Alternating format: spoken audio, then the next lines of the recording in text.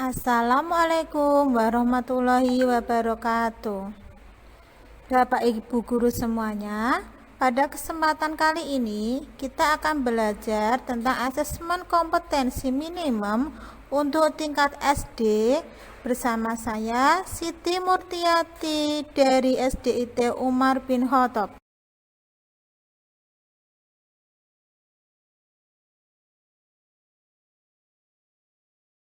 Pada guru belajar seri asesmen kompetensi minimum terdiri dari 2 tahap, yaitu orientasi dan BIMTEK serta pengimbasan. Pada tahap orientasi dan BIMTEK, nanti kita akan mendapatkan pemahaman terkait latar belakang, tujuan umum, kebijakan, dan alur program guru belajar seri asesmen kompetensi minimum.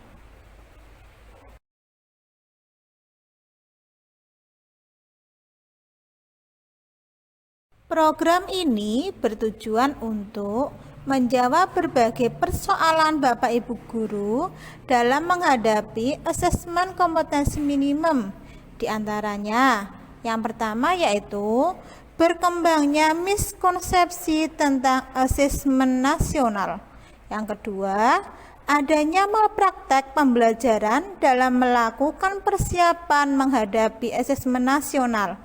Yang ketiga, guru belum mengetahui cara membaca hasil asesmen nasional. Yang keempat, guru belum memahami bagaimana menindaklanjuti hasil asesmen nasional.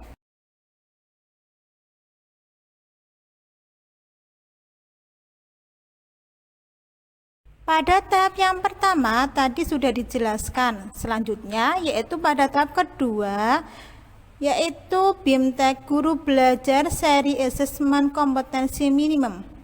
Pada program ini, nanti kita akan belajar mengenai yang pertama, konsep asesmen nasional untuk peningkatan kualitas pembelajaran. Yang kedua, teknik pelaksanaan asesmen nasional. Ketiga, butir soal asesmen literasi membaca tingkat SD. Keempat, butir soal asesmen numerasi pada tingkat SD. Yang kelima yaitu terakhir tindak lanjut laporan hasil asesmen kompetensi minimum.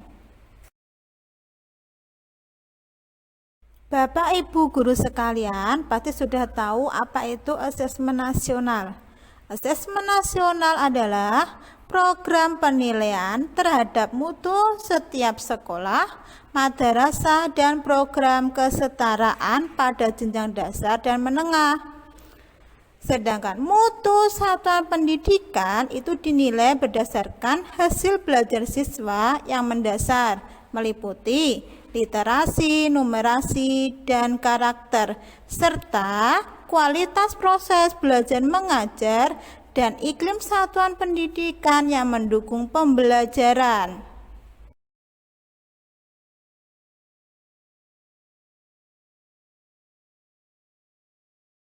Informasi-informasi yang berkaitan dengan mutu pendidikan tadi dapat diperoleh dari 3 instrumen utama, yaitu asesmen kompetensi minimum atau AKM, kedua survei karakter, dan survei lingkungan belajar.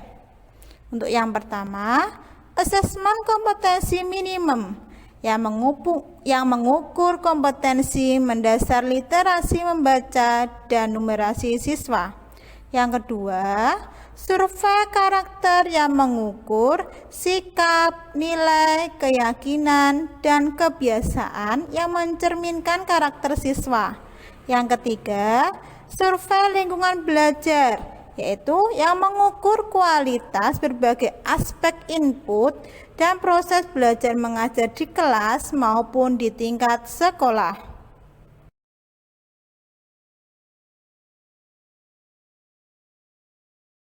AKM itu sendiri merupakan bagian dari asesmen nasional yang mencakup asesmen kompetensi mendasar, yaitu literasi membaca, dan asesmen kompetensi numerasi.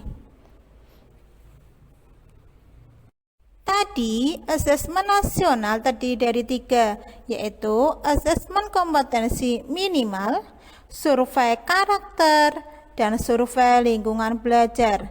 Asesmen kompetensi minimum itu ada 2, yaitu asesmen literasi membaca dan asesmen numerasi. Untuk asesmen literasi membaca ada 4, yaitu harus memahami, menggunakan, mengevaluasi, dan merefleksi. Sedangkan pada asesmen numerasi ada 3, yaitu memahami, mengaplikasi, dan bernalar. Ada berbagai macam bentuk soal dalam AKM. Yang pertama yaitu pilihan ganda, kedua pilihan ganda kompleks, yang ketiga menjodohkan, yang keempat isian singkat, yang kelima yaitu urean. Komponen AKM literasi membaca dibedakan menjadi 3, yaitu konten, proses kognitif, dan konteks. Untuk konten yaitu tentang teks informasi dan teks fiksi. Sedangkan untuk proses kognitif yaitu menemukan informasi, interpretasi dan integrasi, serta evaluasi dan refleksi. Sedangkan pada konteks itu ada 3, yaitu personal, sosial budaya, dan saintifik.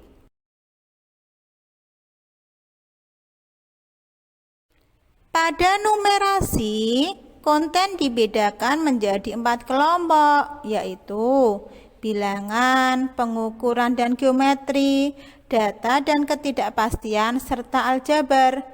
Pada tingkat proses kognitif, yaitu menunjukkan proses berpikir yang dituntut atau diperlukan untuk dapat menyelesaikan masalah atau soal.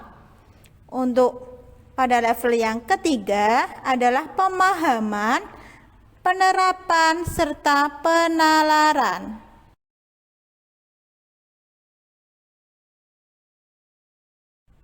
Komponen AKM numerasi tadi sudah ada 3 ya, yaitu konten, proses kognitif, dan konteks. Untuk konten tadi yaitu meliputi bilangan, pengukuran dan geometri, data dan ketidakpastian, serta aljabar.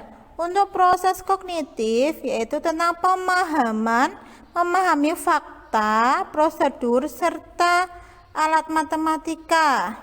Di situ nanti ada penalaran, mampu menerapkan konsep matematika dalam situasi nyata yang rumit, ya. Yang selanjutnya yaitu ada penalaran, menalar dengan konsep matematika untuk menyelesaikan masalah yang bersifat non-rumit.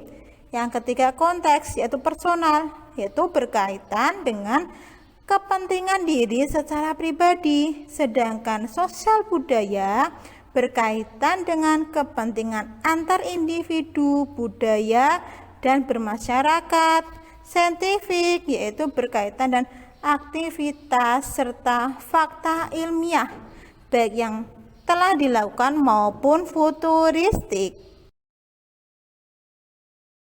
Untuk hasil AKM dilaporkan dalam 4 kelompok yang menggambarkan tingkat kompetensi yang berbeda.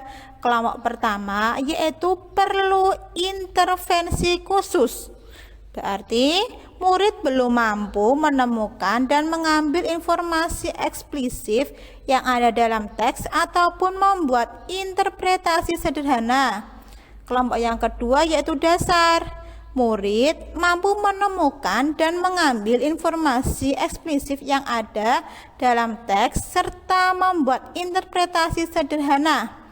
Yang ketiga, cakap, yaitu murid mampu membuat interpretasi dari informasi implisit yang ada dalam teks, mampu membuat simpulan dari hasil integrasi beberapa informasi dalam teks.